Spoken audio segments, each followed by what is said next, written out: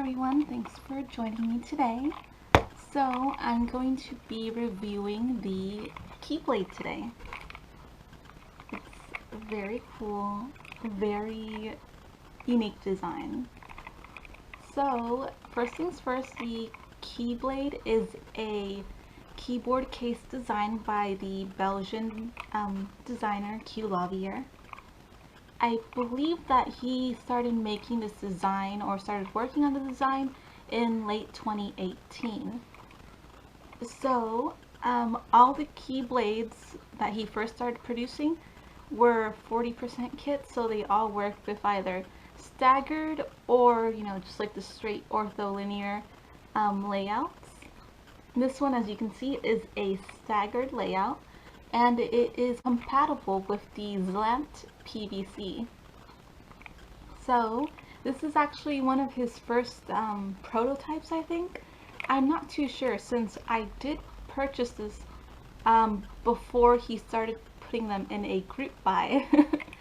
So I was able to get into contact with Qlavier via Instagram. I followed him, liked all his stuff, and we started just talking, I guess. I don't know, he just reached out to me, and I told him I was a big fan of his design. I couldn't wait to see, if he was going to sell them or what he was going to do with them. And he offered me a pretty sweet deal to purchase one for whatever I wanted to give him, as in whatever price I wanted. But I never like cutting artists out on their profits, so I decided to pay the full price that he was planning on selling them for. And so when the Keyblade first started coming out and when he made a group buy, they were going for about 105 euros, which translates over to 115 US dollars. And I bought this because I just really liked the design of it. I think it shows off the creativity of the hobby, and mostly because it's a pretty cool meme board. You can literally hold it and swing it around. Nothing will happen as long as all the screws are on tightly. And mine in particular has a red transparent acrylic case. I think it's really nice. I'm a big fan of red colors. And the keycaps that you see on here are essay profile keycaps, and they were given to me by a nice friend of the community. I just mostly did a random little boring design here, all white and some little random black ones right there. And as far as typing on this goes, it does run on QMK firmware. So if you flash everything, you can program it and stuff.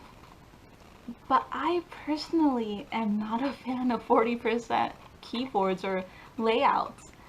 I just feel that they're a little bit too small for me, or I don't know, I just have trouble remembering what button I programmed to what, as opposed to 60% or 65. That's the smallest I'll go. So while it's a fun board, I really don't get a lot of use out of it. It only comes out, for pictures or for going to meetups or whenever I feel just typing on it. And as far as these switches that I put on here, they are oh, I know a bunch of you are gonna cringe at me just popping it off without a keycap puller. That's a really bad habit of mine. I really need to stop that, but I can't. I know that it's gonna mess up the stems on all these keycaps, and I don't want that to happen, but it's just a habit.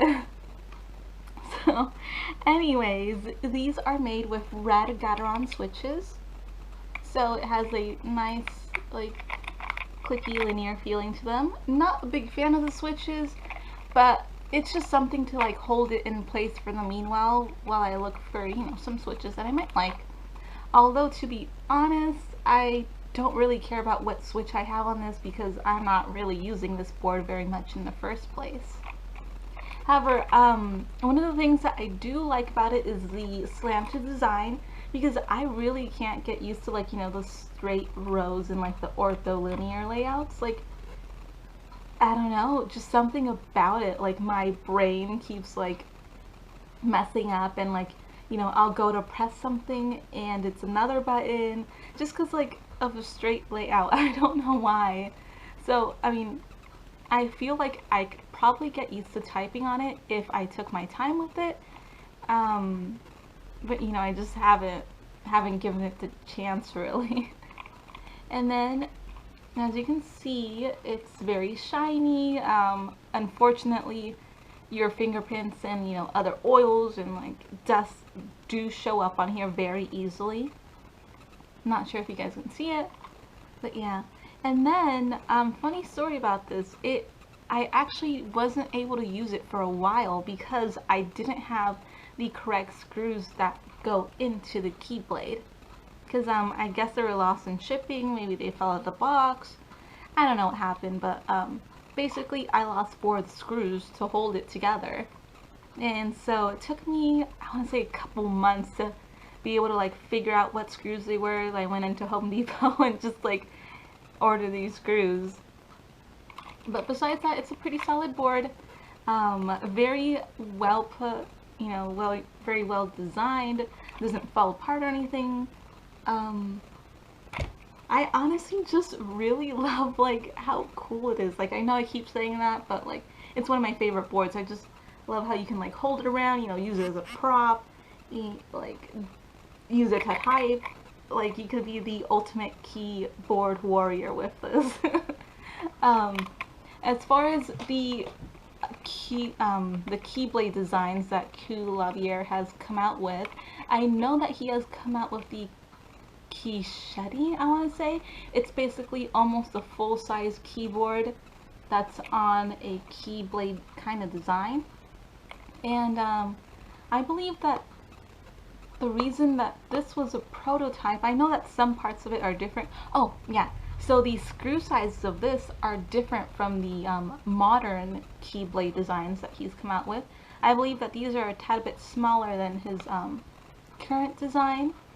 And I want to say something, I believe that the handle is a little bit smaller on his current designs, because I have a friend who I met at a meetup and he has the Vaporwave keyboard design, and it's like, you know, the modern Keyblade design, and like it was a little bit different. Like I believe that it was a bit bigger than this one right here.